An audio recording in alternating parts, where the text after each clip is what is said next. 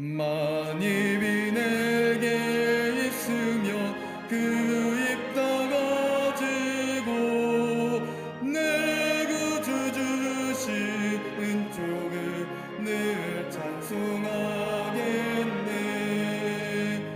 내 은혜로우신 하나님 날 도와주시고 그 크신 영광 널리 펴 달게 하소서.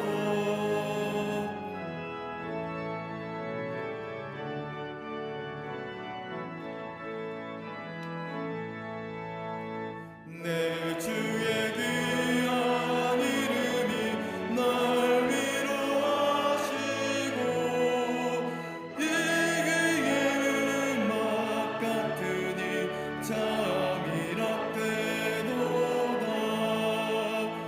내 죄의 권세 깨뜨려 그녀를 아프시고 이 주한 마음을 비로소 고통케 하셨네.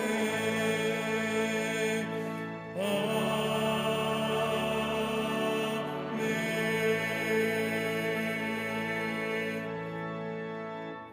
교동문 53번 시편 121편을 교독하시겠습니다. 내가 산을 향하여 눈을 들리라. 나의 도움이 어디서 올까? 여호와께서 너를 실족하지 아니하게 하시며 너를 지키시는 이가 졸지 아니하시리로다.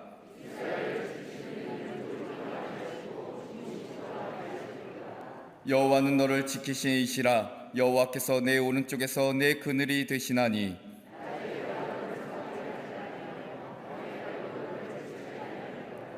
여호와께서 너를 지켜 모든 환난을 면하게 하시며 또 내 영혼을 지키시리로다.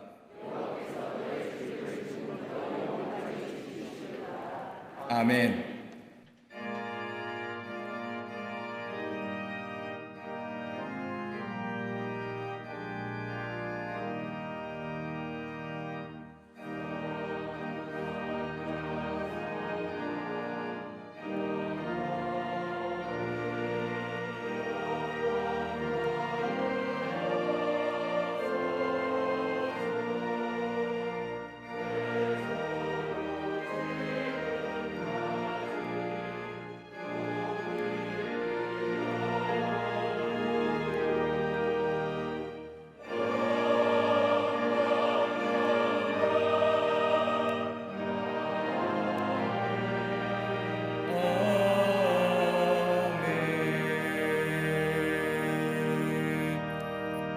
전능하사 천지를 만드신 하나님 아버지를 내가 믿사오며 그 외아들 우리 주 예수 그리스도를 믿사오니 이는 성령으로 잉태하사 동정녀 마리아에게 나시고 본디오 빌라도에게 고난을 받사 십자가에 못 박혀 죽으시고 장사한 지 사흘 만에 죽은 자 가운데서 다시 살아나시며 하늘에 오르사 전능하신 하나님 우편에 앉아 계시다가 저희로서 산자와 죽은 자를 심판하러 오시리라. 성령을 믿사오며 거룩한 공예와 성도가 서로 교통하는 것과 죄를 사하여 주시는 것과 몸이 다시 사는 것과 영원히 사는 것을 믿사옵나이다. 아멘.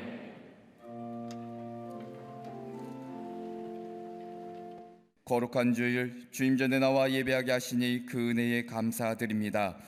비록 예배 전으로 발걸음하지 못하고 영상으로 예배하는 성도들을 긍휼히 여기시사 곤고하고 갈급한 심령 위에 크신 은혜와 평강이 넘치게 하여 주시옵소서. 어둡고 암울한 시간 속에 갇혀 두려움과 불안 가운데 살아가고 있는 이 땅의 주의 백성들을 기억하시사 예배를 통해 빛과 소망이 되시는 하나님만을 바라보는 시간 되게 하여 주시옵소서. 우리의 앉고 일어섬을 하시고 생각을 밝게 하시며 행위와 말까지도 하시는 하나님, 우리가 죄 가운데 있을지라도 돌아오기를 기다려주시는 그 은혜에 감사드립니다. 사회적인 편견과 오해에서 비롯된 수많은 소리에 휩쓸려 끝까지 지켜야 할 신앙마저 저버리고 타협하는 죄를 범하지 않도록 도와주시옵소서. 십자가 은혜를 마음에 새기는 사순절을 보내며 인간의 교만과 오만함은 버리게 하시고 죄된 욕심과 어리석음을 회개할 때에 주님의 사랑으로 모든 죄를 용서하시고 거룩한 자녀로 살아가게 하여 주시옵소서. 만물을 지으시고 다스리시는 하나님, 예측하지 못한 코로나19의 확산이 온 세상의 사회 질서와 기반을 무너뜨리고 수많은 생명을 앗아갔으며 고통 가운데 신음하고 있는 백성들을 잊지 마시사 절망과 탄식으로 피폐해져 버린 삶 가운데 하나님의 크신 위로와 치유의 역사를 허락하여 주시옵소서. 각국 지도자들에게 하나님의 강권적인 역사를 허락하시사 대립의 장벽을 허물고 함께 어려움을 극복할 수 있도록 지혜와 능력을 더하여 주시옵소서. 자유와 평화로 억압하는 전쟁과 테러는 사라지게 하시고 기근과 자연재해로 인한 고통에서 벗어나게 하시며 가난과 굶주림, 질병으로 눈물 짓는 백성들에게 회복의 은혜를 허락하여 주시옵소서. 치료의 손길로 이 땅을 회복시키시는 하나님, 온 국민이 혼돈과 아픔 가운데 살아가고 있음을 긍휼히 여기시사 무너진 사회와 경제의 문화는 회복되게 하시고 혼란스러운 정치와 서로 간의 불신은 사라지게 하시며 일상의 삶이 속히 회복될 수 있도록 도와주시옵소서. 특별히 대구 경북 지역을 비롯한 이 땅에 하나님의 치유의 손길로 확산은 막아주시고 질병으로 고통 중에 있는 백성들은 고쳐주시며 인간의 이성과 사회적인 현상을 뛰어넘어 역사하시는 하나님의 능력을 보게 하여 주시옵소서. 어려운 시기에 사랑과 긍휼의 마음으로 봉사하는 자들과 방역과 치료를 위해 밤낮으로 수고하는 의료진들에게도 힘과 능력을 더하여 주시사 그들의 노고가 결코 헛되지 않도록 도와주시옵소서. 나라의 혼돈과 어려움을 극복할 수 있도록 세우신 대통령과 위정자들에게 지혜를 가르치시고 선한 마음을 허락하여 주시며 또한 백성들에게 분별력을 더하시사 다가오는 총선에서 이 나라를 이끌 일꾼들이 바르게 세워질 수 있도록 도와주시옵소서. 한치 앞도 알 수 없는 한반도 정세에 불안과 염려로 살아가는 주의 백성들을 기억하시사 통일의 그날을 속히 허락하시고 야욕의 눈먼 북한 정권을 다스려 주시며 이 땅의 자유와 평화가 지켜질 수 있도록 인도하여 주시옵소서. 사회적인 지탄과 갈등으로 얼룩진 이단과 우상 숭배는 이 땅에서 사라지게 하시사 구별되고 거룩한 이 나라 이 백성 되게 하여 주시옵소서. 순교자의 핏값으로 이 땅에 복음을 심으시고 교회를 세우신 능력의 하나님, 나라가 혼란할수록 교회가 더욱 믿음 잃지 않으며 빛과 소금의 역할 감당케 하시사 세상을 치유하고 소망이 되게 하여 주시옵소서. 특별히 140여 년의 교회 역사 가운데 가장 아픈 시기를 끌어안고 눈물로 기도하는 제단 되게 하여 주심을 감사드립니다. 능력의 제단으로 하나님의 살아계심을 선포케 하시고 속한 기관과 시설을 통해 예수님의 사랑을 전하는 통로로 온전히 쓰임받게 하시사 시대적인 책임과 더불어 주신 사명이 이뤄나갈 수 있도록 도와주시옵소서. 주님만을 위해 온 삶을 헌신하신 감독님에게 영육간의 강건함을 더하여 주시며 성령의 충만함의 역사가 가시는 곳곳마다 임하게 하시고 마지막까지 주님 주신 사명 이뤄나가시는데 부족함 없도록 인도하여 주시옵소서. 제단을 이끄신 담임 목사님에게 하늘의 권세를 허락하여 주시사 시대를 분별하는 영적 능력을 더하여 주시고 지치지 않는 강건함과 능력으로 붙잡아 주시옵소서. 오늘 말씀을 선포하실 때 듣는 자마다 깨닫는 은혜를 더하시고 상한 심령은 치유되며 소망을 품고 결단하는 시간 되게 하여 주시옵소서. 오늘도 우리 삶 가운데 살아 역사하시는 예수 그리스도의 이름으로 기도합니다. 아멘. 오늘 성경 말씀은 이사야 1장 11절부터 17절까지입니다. 여호와께서 말씀하시되 너희의 무수한 재물이 내게 무엇이 유익하뇨? 나는 순양의 번제와 살찐 짐승의 기름에 배불렀고 나는 숫송아지나 어린 양이나 숫염소의 피를 기뻐하지 아니하노라. 너희가 내 앞에 보이러 오니 이것을 누가 너희에게 요구하였느냐? 내 마당만 밟을 뿐이니라. 헛된 재물을 다시 가져오지 말라. 분향은 내가 가정이 여기는 바요 월삭과 안식일과 대회로 모이는 것도 그러하니 성회와 아울러 악을 행하는 것을 내가 견디지 못하겠노라. 내 마음이 너희의 월삭과 정한 절기를 싫어하나니 그것이 내게 무거운 짐이라. 내가 지기에 곤비하였느니라. 너희가 손을 펼 때에 내가 내 눈을 너희에게서 가리고 너희가 많이 기도할지라도 내가 듣지 아니하리니 이는 너희의 손에 피가 가득함이라. 너희는 스스로 씻으며 스스로 깨끗하게 하여 내 목전에서 너희 악한 행실을 버리며 행악을 그치고 선행을 배우며 정의를 구하며 학대받는 자를 도와주며 고아를 위하여 신원하며 과부를 위하여 변호하라 하셨느니라. 아멘.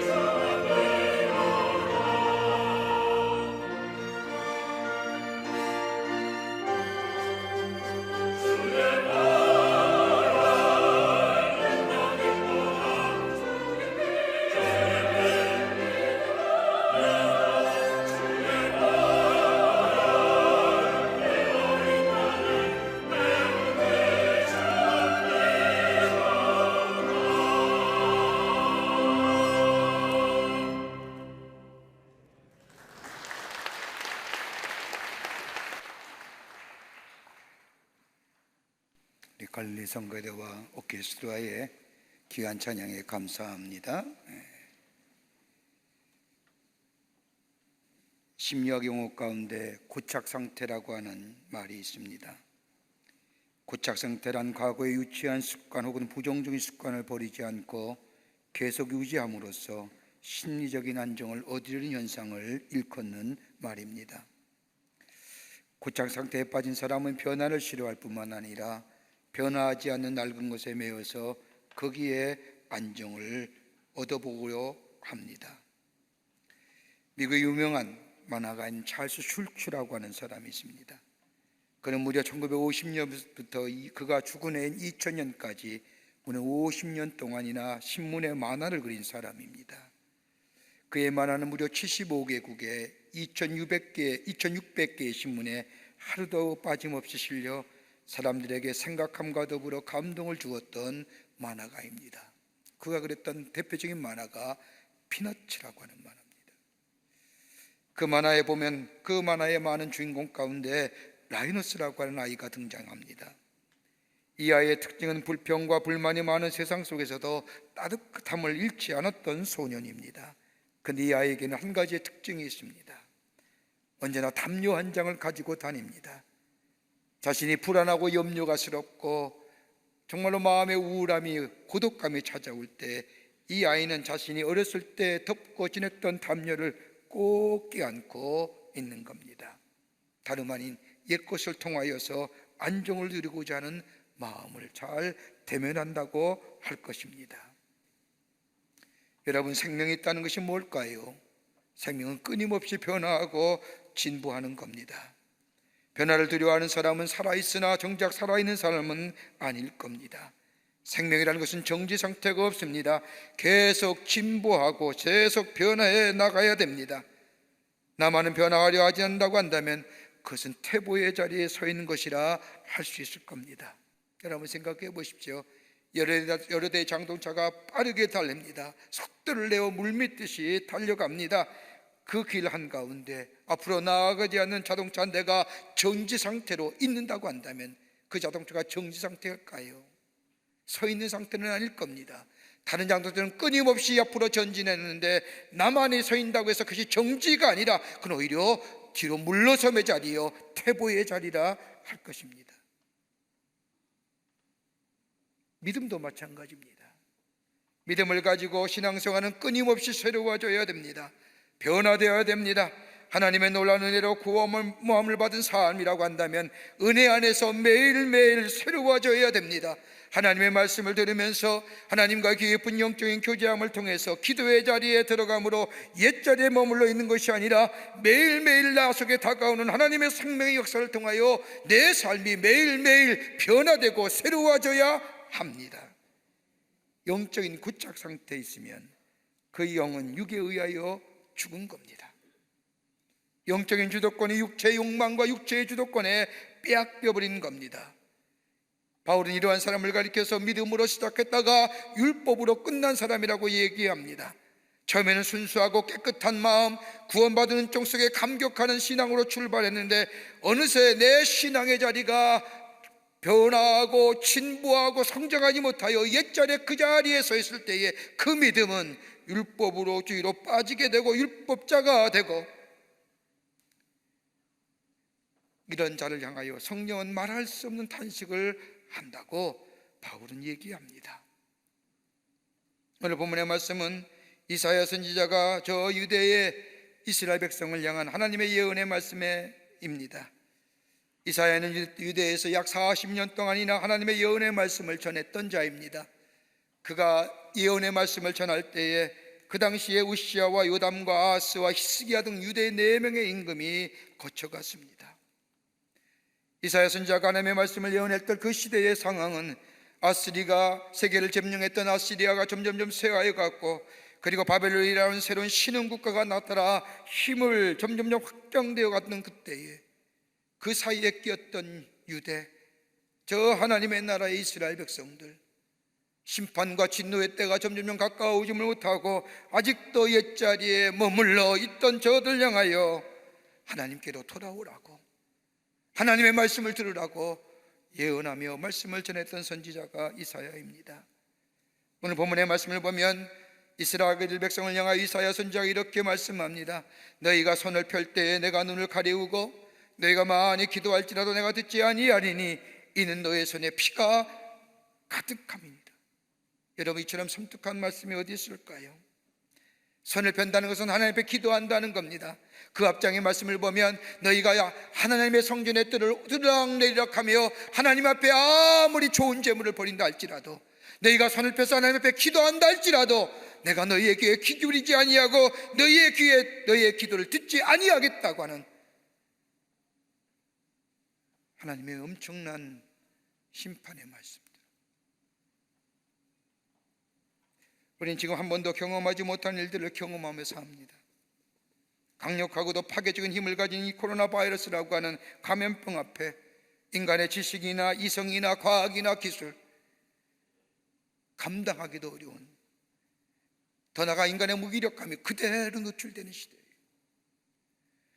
과학과 기술이면 모든 것을 다 할 수 있었던 우리의 인간의 교만함이 적나라하게 파괴되고 깨져버리는 시대예요. 감염병의 전파되는 것을 막기 위하여 한 번도 듣도 보지 못한 사회적 거리를 유지하며 살려고 얘기하며 사람과의 간격을 넓혀야 되니라 애를 씁니다. 되도록이면 사람이 많이 모이는 공중의 장소에 가서 예배 모이지 말라고 얘기합니다. 그러면서 주일에 예배드리지 말라는 겁니다. 예배드리는 것이 마치 감염병에 전파되는 경로로 생각하면서 많은 사람들이 예배드리는 자들 향하여 우려와 걱정할 뿐만 아니라 예배드리는 장소가 마치 감염병의 확산을 일으키는 장소로 오인하며 왜곡합니다. 그래서 많은 사람들이 교회에 가서 예배드리지 말랍니다. 예배보다 사람의 건강이, 국민의 복원과 국민의 안전이 중요하다고 말하면서 예배의 중단을 얘기합니다. 아니, 온라인으로 예배드리라고 얘기합니다. 예배의 정신만 가지면 되지 꼭 함께 모여서 예배드릴 필요가 있느냐라고 이야기합니다. 여러분, 교회 공동체가 뭘까요? 예배드리는 공동체입니다. 교회 안에 예배가 사라지면 교회 의미가 없습니다. 하나님 앞에 예배할 때에 하나님의 구원의 놀라운 역사를 새롭게 깨닫습니다. 내게 주신 하나님의 은혜와 사랑을 깨닫습니다. 여러분, 이것은 온라인 예배드려도 가능한 예배입니다. 그런데 함께 모여 하나님 앞에 예배하며 찬송하며 하나님 말씀을 들을 때에 우리가 하나님 나라의 백성임을 다시 한번 확인합니다. 서로 위로합니다. 용기 줍니다. 그리고 나아가 하나님의 말씀을 따라 삽니다. 나 혼자 사는 것이 아니라 나와 함께하는 하나님의 사람들이 있음을 확인합니다. 서로 간에 격려합니다. 그리고 하나님의 말씀을 전합니다. 그리고 그 안에 섬김과 나눔의 역사가 일어나 선교의 공동체의 사명을 감당하게 됩니다. 그래서 예배 드리는 겁니다. 우리 개인의 영적인 성장을 위해서는 혼자 예배 드려도 됩니다. 하나님과 깊은 영적인 자리에 묵상하며 하나님과 영적인 교제 얼마든지 할 수 있습니다. 온라인 예배 드린 여러분, 지금 그 자리가 바로 하나님과의 깊은 영적인 교제가 있는 자리입니다.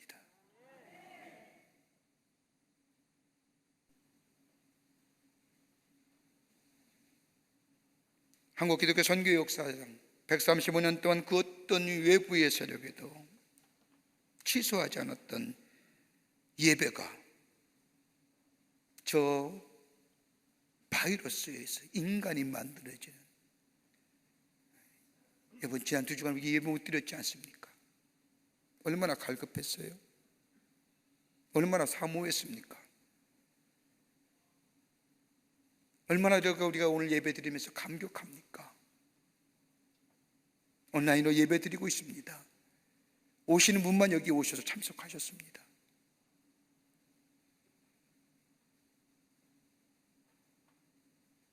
이런 초유의 사태를 밝히면서 우리 믿는 사람이 어떤 자리로, 어떤 믿음의 자리에 서야 될까요? 나라의 풍랑과 엄청난 이 광풍과 같은 이 바이러스의 감염병의 확산 앞에 우리 믿는 사람들이 어떤 모습의 자리에 서야 할까요?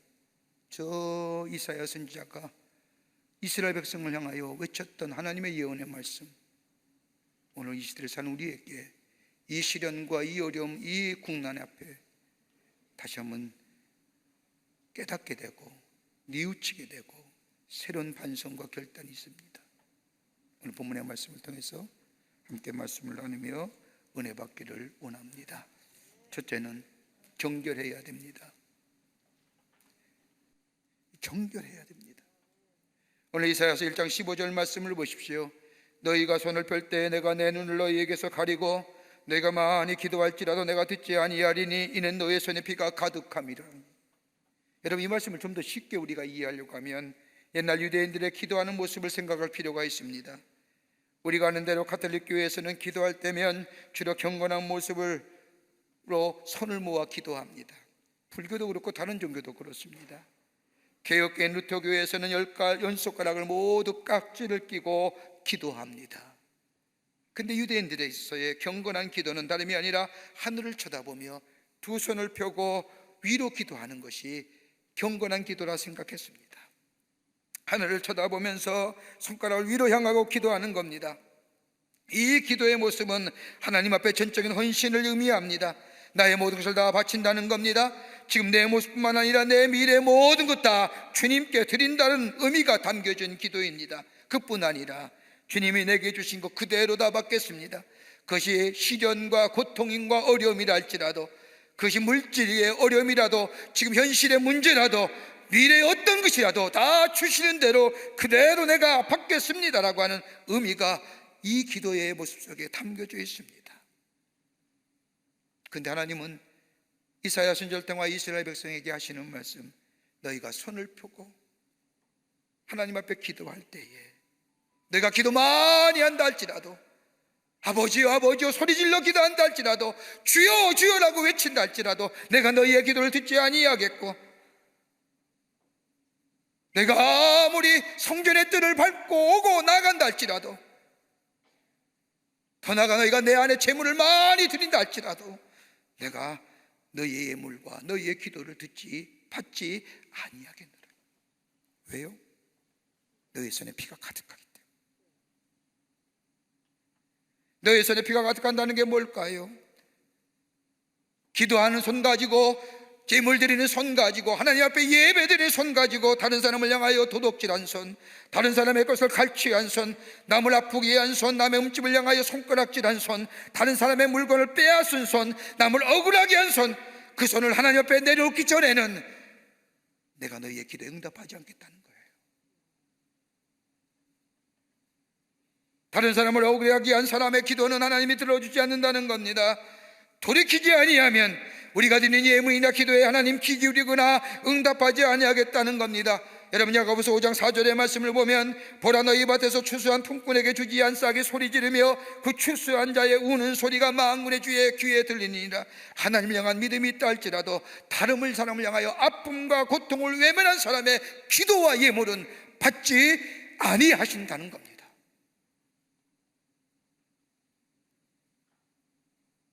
여러분, 우리가 몇 년 동안 우리 안에 수없이 들었던 수많은 단어 가운데 아마 가장 많이 들었던 단어가 있다고 한다면 개혁이란 단어일 겁니다. 여러분, 개혁 필요하지요. 제도도 그러기에 제도도 바꿔보고 시스템도 바꿔보고 더 나아가 사람들을 통하여 새로움을 이루고자 하고자 사람을 바꾸어보기도 합니다. 그러나 얼마 지나고 나면 그 개혁이란 단어가 무색할 정도로 그 자리에 와 있음을 봅니다. 왜 그럴까요? 개혁은 주창하는데 왜 우리 안에는 변화가 없을까요? 가만히 보면 몇 가지 문제가 있을 겁니다. 그 하나가 뭐냐? 상황만 치중하고 외적인 것에만 치중했지 내적인 문제에 대해서는 등한시했다는 겁니다. 물질이고 경제고 사회고 정치에 이런 외적인 요소에 대하여 개혁에 초점을 맞췄다고 한다면 아무리 바꾸어도 그 개혁은 이루어지지 않지요.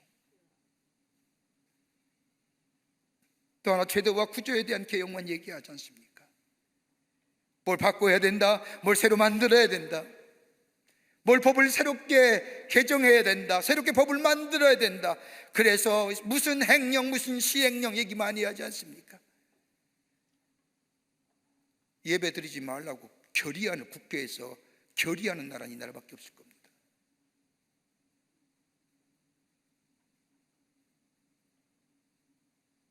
다른 일이나 잘 아시지요.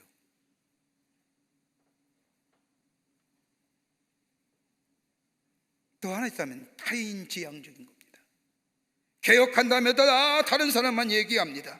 다른 사람이나 다른 공동체의 변화만 요구합니다. 정작 자신이나 자신에 속한 공동체는 변화에 대해 얘기하지 않습니다.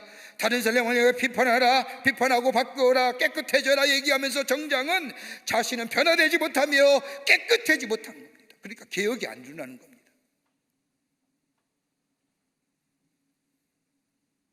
또 하나 문제제기뿐입니다.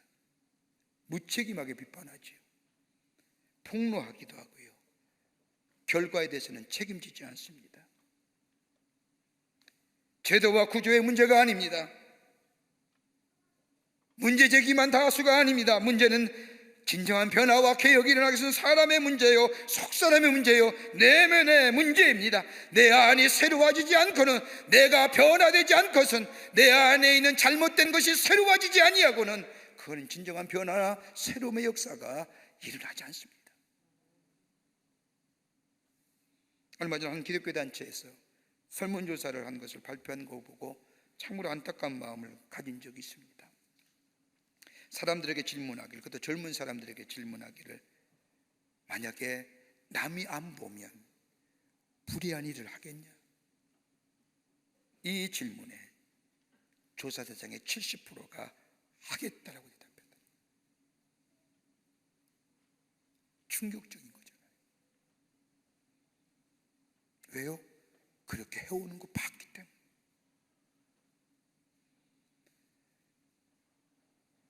먼저 믿는 우리들이 정결해져야 됩니다. 깨끗해져야 됩니다.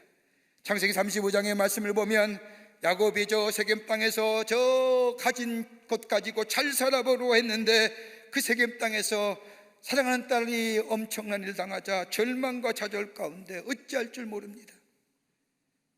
하나님 앞에 엎드려 하나님 앞에 기도합니다. 하나님, 내가 어찌해야겠습니까? 이 엄청난 시련 앞에, 이 엄청난 어려움 앞에 내가 어떻게 해야겠습니까? 라고 기도할 때 하나님이 야곱에게 말씀하시지 않습니까? 베델로 올라가라. 여러분, 베델이 어떤 장소입니까?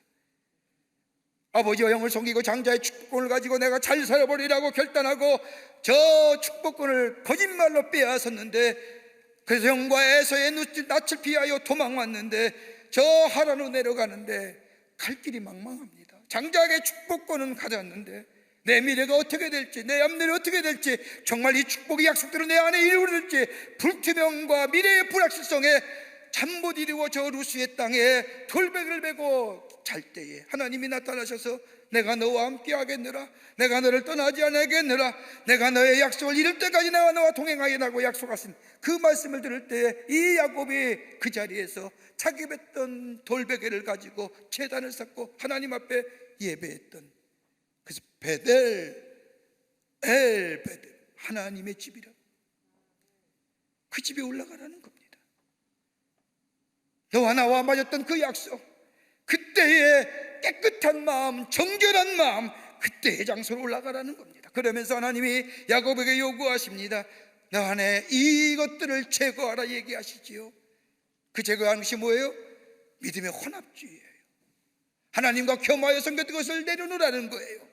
세상을 짝하여 살던 것, 이래도 좋고 저래도 좋고라고 하는 것, 세상의 흐름과 풍조 속에 살면서 하나님의 것과 세상의 것을 혼돈하며 살았던, 그저 내 좋은 대로 내 뜻대로 내가 자유로운 것처럼 살았던 것도 내려놓고 하나님 제일주의로, 하나님 중심으로 너의 삶의 방향을 바꾸라.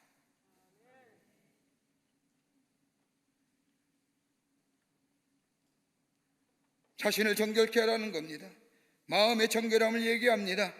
육체의 정결함을 얘기한 게 아니라 마음의 정결함, 다른 말로 거룩함이 회복되어야 됩니다. 거룩함이라는 건 구별됨이지요. 하나님의 백성과 세상의 사람이 구별된 삶, 뭘 가지고? 거룩함이에요. 하나님이 내 안의 말씀과 하나님의 의로움과 하나님의 진리가 내 삶을 다스리며 지배하는 삶. 또 하나 얘기하시죠. 낡은 옷 벗어버리고 새 옷으로 갈아입으라. 옷 갈아입는다는 것은 중심의 인동입니다. 하나님 중심으로 살아가는 겁니다. 내 삶의 중심이 아니라 하나님 중심으로 하나님을 섬기며 살려는 겁니다. 여기 어디요? 정결함이 있어요. 베들에 올라가게 돼요. 그 장소는 치유와 회복의 역사요, 약속의 성취요, 하나님의 약속을 부여잡는 사람, 하나님이 나의 하나님 되심을 고백하며 그 전능하심이 나의 손을, 나의 삶을 이끄시는 약속에 이루어지는 장소. 이게 이사야는 뭐라고 얘기해요? 손 씻으라는 거예요.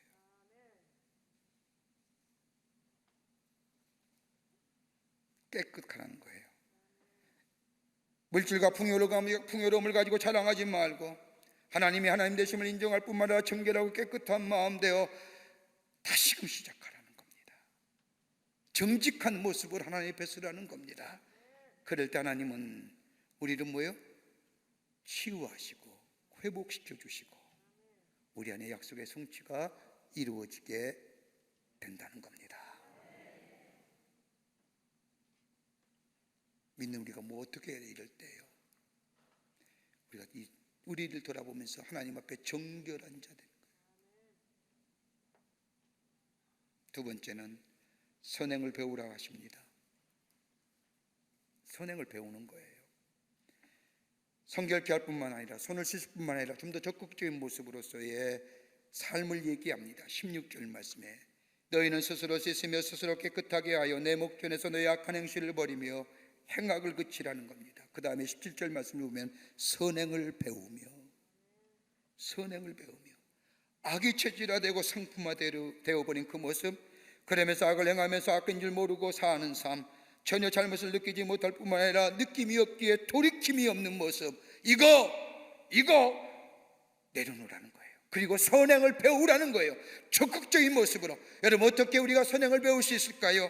우리의 성품화된, 여러분, 이 악의 모습들, 체질화된 우리의 모습들, 어떻게 하면 새롭게 선을 행하는 자의 삶으로 배워갈 수 있을까요? 다름이 아니라 회개라는 거예요. 메타노이나입니다. 회개는 돌이키는 겁니다. 여러분, 돌이킨다는 것을 신학적 용어로 회개라고 말하는데, 회개할 때에 회개한다는 것은 우리의 삶의 방향을 바꾼다는 것이요, 그냥 바꾸는 것이 아니라 바른 방향을 찾는 것이요, 그리고 바른 삶의 모델을 찾는 것을 얘기합니다. 방향을 바꿀 때에 내 문제가 해결됩니다. 내 문제가 발견됩니다. 더 나아가 무엇이 잘못되었는가, 어디로부터 잘못되었는가를 보고 깨닫게 됩니다. 그리고 새로운 미래를 조망할 수 있는 겁니다. 회개는 무조건 나쁜 게 아니에요. 새로운 미래를 향하여 나아가는 기회입니다. 선행을 배운다는 것은 돌이킨다는 겁니다. 세상을 버리고 새로운 삶의 생활의 양식을 익히는 겁니다. 거저 익혀지는 거, 배워지는 것이 아니라 바른 모델을 찾아야 됩니다. 바른 생활의 태도와 더불어 바른 패러다임을 찾는 겁니다. 패러다임이 시프트입니다. 여러분, 그리스도인에 있어서의 바른 삶의 태도와 모델이 누구십니까? 예수입니다. 예수 그리스도십니다. 예수가 우리 안에 삶이 계셔야 됩니다. 그럴 때에 거기에 선함이 있고 거기에 유익함이 있습니다. 예수가 우리 안에 계시면 우리 얻는 기쁨보다 주님 기쁨을 누리게 됩니다. 내가 가지는 것보다 남을 가지게 하며, 내가 가는 것보다 남이 가게 하며, 남이 얻는 것에 대하여 내 안에 더 큰 기쁨을 누리게 하십니다. 이때 선행이 배워지는 거예요.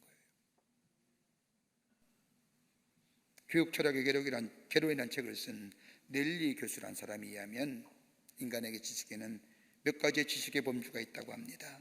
하나는 계시적 지식입니다. 하나님께서 우리에게 영감을 주시고 하나님의 말씀을 통하여 우리에게 주시는 지식, 이거 계시적 지식입니다. 교육 철학이지만 기독교 교육 철학자이기 때문에. 두 번째 지식은 이성적 지식입니다. 하나님이 주시는 밝은 이성으로 비판하고 종합하고 더 나아가 추리하여 얻는 지식들, 이성적 지식입니다. 세 번째 지식은 경험적 지식입니다. 살아가면서 얻는 삶의 지식들, 실패하기도 하고 성공하기도 하고 때로는 병이 들기도 하고 때로는 낫기도 하고 때로는 얻기도 하고 잃어버리기도 하고, 이런 삶의 경험 속에서 얻어지는 지식들, 어떻게 보면 우리의 삶에 살아가는데 가장 강력한 힘을 발휘하는 지식이라 할 겁니다. 또 하나 지식이 있다고 한다면 감각적 지식입니다. 익숙하여 몸에 배어있는 지식이에요. 이건 그냥 단순간에 일어나는 것이 아닙니다. 깊게 생각하여 일어나는 지식이 아닙니다. 훈련과 연습을 통하여 몸에 체득되어진 지식. 어느 방송 프로그램을 보는 가운데 참 감동스럽게 본 프로그램이 하나 있습니다. 사회자가 어떤 피아니스트와 함께 나온 것 같습니다. 피아니스트랑 같이 이야기하면서 사회자가 갑작스럽게 피아니스트 되는 그분에게 연주 한 곡을 부탁합니다. 제가 보기에는 굉장히 당황스러워했습니다. 갑자기 연주해달라니까 어떻게 해야 될지. 그래서 피아노 하나 앞에 앉았는데 피아노를 이렇게 둥둥 두드리는데 피아노가 자기 몸에 익숙한 피아노가 아니라 전자 피아노입니다. 그러니까 좀 다르나 봐요. 저는 잘 몰라서. 근데 전자 피아노 앞더니 앉더니 몇 번의 건반을 연습을 하고 치고 둥둥둥 하더니 곧바로 연주가 시작이 됩니다. 제가 보기에는 엄청나게 잘 치는. 와, 손놀림이 얼마나 빠른지, 얼마나 기교가 있는지요. 그냥 나왔겠습니까? 몸에 배어있기 때문이지 않을까요? 생각하고 행동하는 이런 옛적의 일입니다. 반복하는 동안에 몸에 배어있을 때에 감각적으로 나타나게 됩니다. 선행도 마찬가지입니다. 다른 사람을 향하여 긍휼히 여기는 마음, 다른 사람의 아픔과 슬픔에 대하여 함께 아파하고 슬퍼하는 마음, 더 나아가 저들 도와주고 싶어하는 마음. 여러분, 이것은 보상을 생각하거나 이거 생각할 때 사람들이 뭐라고 생각할까, 세상의 여러분들이 무엇을 얘기할까라고 하면 그건 늦은 겁니다. 생각하는 동안의 선행은 아닙니다. 자동적으로 손길이 나가야 됩니다. 누가요? 예수가 우리 안에 계시다. 비난하고 힐난하는 거 아닙니다. 긍휼히 여기는 마음, 저를 위해 안타까워하는 마음. 왜 그까짓 것 건져가지고 이렇게 사람을 힘들게, 이런 얘기가 아니라 또 하나 지식이 있다면 권위적 지식입니다. 하나님이 말씀하셨기에 내 삶 속에 행하는 겁니다. 내가 사랑하고 내가 존귀하게 여기고 우리의 주권자 되시고 전능자시 우리의 삶의 주인 되시는 하나님께서 말씀하셨기에 그 말씀 따라 내 이성과 내 경험으로 맞지 않지만 그 말씀에 순종하여 내 삶 속에 실천하여 사는 삶 가운데 감각적 지식이 생기는 거예요.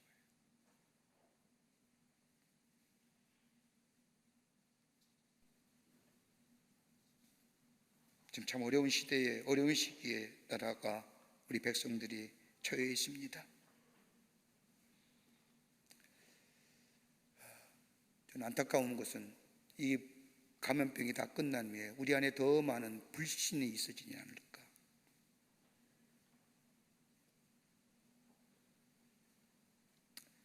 왜 저 사람 때문에, 왜 저것 때문에 이렇게 힐난하고 비난하는 것이 아니라 저들의 아픔을 생각하고 저들의 고통을 함께 느끼며, 그렇다고 신천지에 대해서 우리가 안타까워하는 게 아닙니다.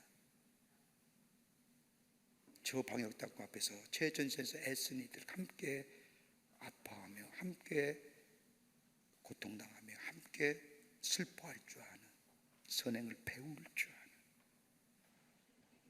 거기에 오늘 이사야서는 뭐라고 얘기해요? 하나님이 치유하시고 회복하시고 약속하신 것을 이루시는 역사가, 회복해 하시는 역사가 일어나게 된다고 말씀하십니다. 우리가 좀 그러자 보자고요. 우리 믿는 사람들이.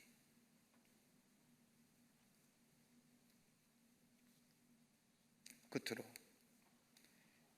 선을 배우고 행하라 하십니다. 깨끗한 손으로 배울 뿐만 아니라 행하는 겁니다. 17절 말씀을 보십시오. 선행을 배우며 정의를 구하며 학대받는 자를 도와주며 고아를 위하며 선언하며 과부를 위하여 변호하라 하셨느니라. 여기서 말하는 학대받는 자, 고아, 과부는 다름이 아니라 소외당하고 어려운 자를 얘기합니다. 아무것도 할 수 없는 사람들, 저들 향하여 깨끗한 마음으로 손을 행하라는 겁니다. 베풀라는 겁니다. 어려움을 외면하지 말라는 겁니다. 여러분, 인간의 마음속에 있는 가장 큰 죄악이 뭘까요? 다른 사람의 것을 해치고 다른 사람의 것을 아프게 하고 해서 그게 아닐 겁니다. 내 안에 있는 욕심과 탐욕의 문제입니다.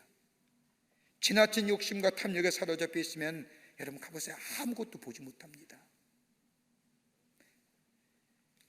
욕심과 탐욕에 사로잡히면 초라해지고요, 취해지며 약해지고 이웃도 없고 아무것도 보이지 않습니다. 여기서 나오는 게 뭐예요? 이기심입니다. 이기심입니다. 나만 생각하는 겁니다. 다른 사람이 어떻든 관계없습니다. 민족이 어떻고 하나님의 뜻이 어떻고 나와는 상관이 없습니다. 오직 나만 생각합니다. 여러분, 나만 생각할 때에 그때는 내 자신 안에서의 나의 삶 속을 나를 지지할지 모르지만 시간이 지나면 초라해지고 정죄하고 다나가 초라해 보입니다.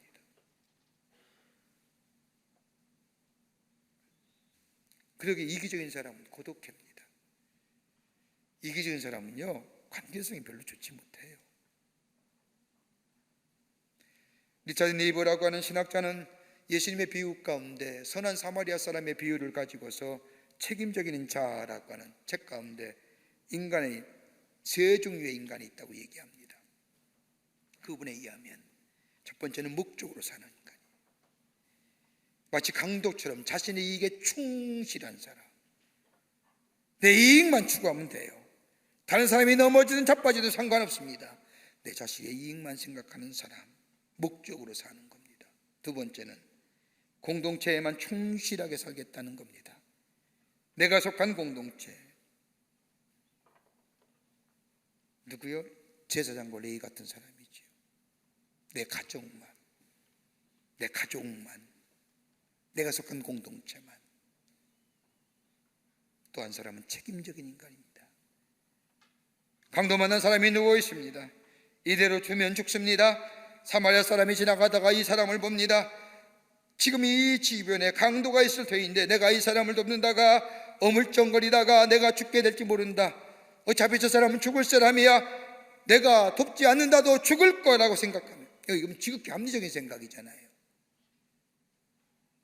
그 자리를 피한다고 해도 누구도 얘기할 사람이 없습니다. 그런데 사마리아 사람은 그렇게 생각하지 않죠. 내가 돕지 않으면 안 된다. 생각의 중심을 나 자신에서 이웃에게로 옮기는 거예요. 이걸 가리켜서 휴머니즘이라고 얘기하는. 그런데 이걸 넘어서는 게 뭐예요? 신앙적 휴머니즘.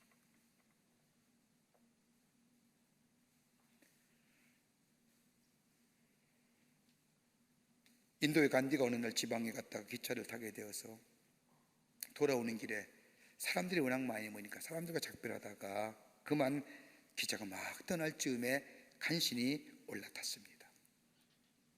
간신히 올라타다가 그만 실수하여 신고 있던 신발 한 짝이 플랫폼에 떨어진 겁니다. 그러다 보니까 한 짝만 신고 탄 거예요. 그러자 간디는 즉시 한 짝 남은 신발을 벗어서 저 플랫폼에 떨어지는 그 한 짝 남은 신발을 향하여 냈다 던집니다. 그때 옆에 있던 사람이 간디에게 묻습니다. 아니 그거 왜 던집니까? 그때 이 간디가 얘기합니다. 저 신발짝을 누군가 주워서 신게 될 것인데 하나 가지고는 안 될 것인가? 그래 맞아, 던져줘야 누군가 짝을 맞춰서 신을 것이 아닌가. 그 급한 시간에도 자신을 생각하는 것이 아니라 다른 사람을 먼저 생각하는 겁니다. 내가 손해보느냐 보지 않느냐 이거 생각하는 거 아닙니다.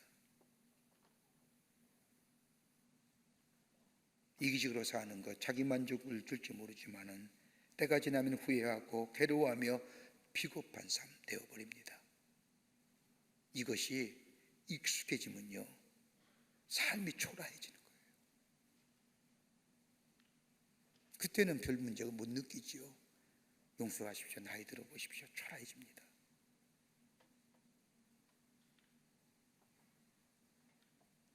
선한 일을 행할 때에 보람을 찾게 되고요.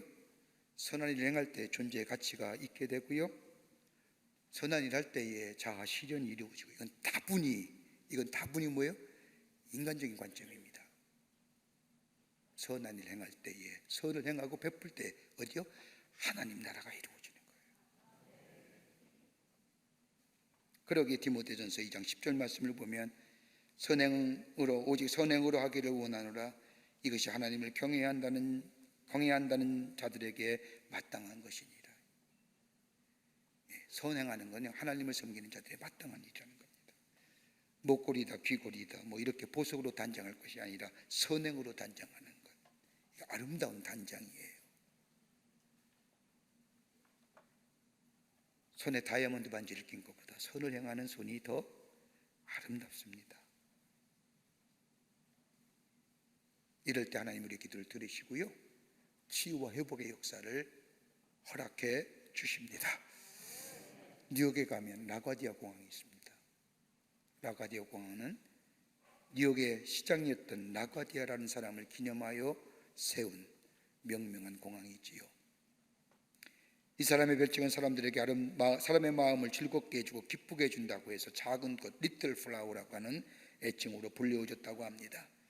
이분이 뉴욕 시장이 되기 전에 한 재판부에서 판사로 일할 때에 어떤 노인이 너무 배가 고파서 길거리에 가다가 상점에서 빵 하나를 훔쳐본 제목으로 재판을 받게 됩니다. 재판을 하는데 한참을 듣고 난 이 라과디아 재판장이 노인을 향하여 재판에 선고하기를 벌금 10불 하면서 땅땅땅 판결을 내립니다. 이 판결을 들은 그 재판장에 모인 수많은 사람들이 웅성이 시작합니다. 빵 하나 훔쳐도 못하고 어떻게 10불이라는 그 엄청난 돈을 벌금으로 매겨?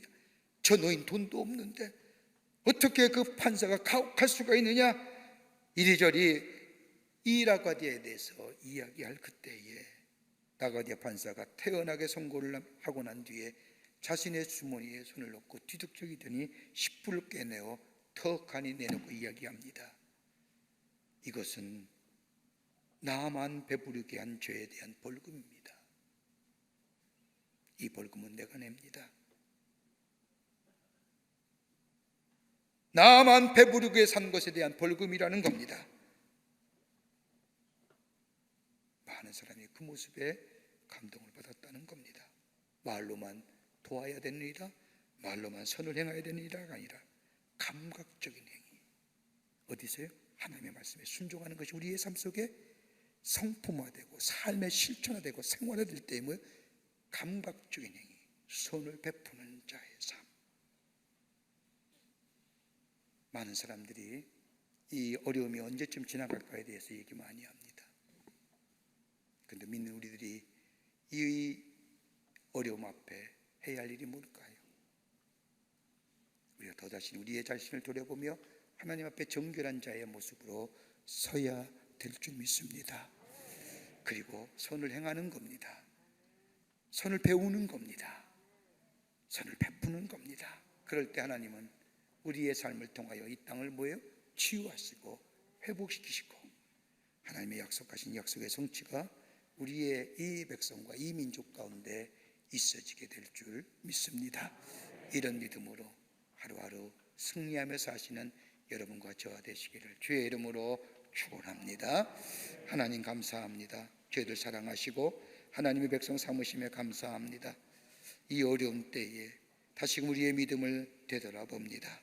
하나님 앞에 바른 자세로 바른 신앙의 모습으로 섰는지 주의 말씀대로 따라 살았는지 주님 앞에 회개합니다. 돌이킵니다.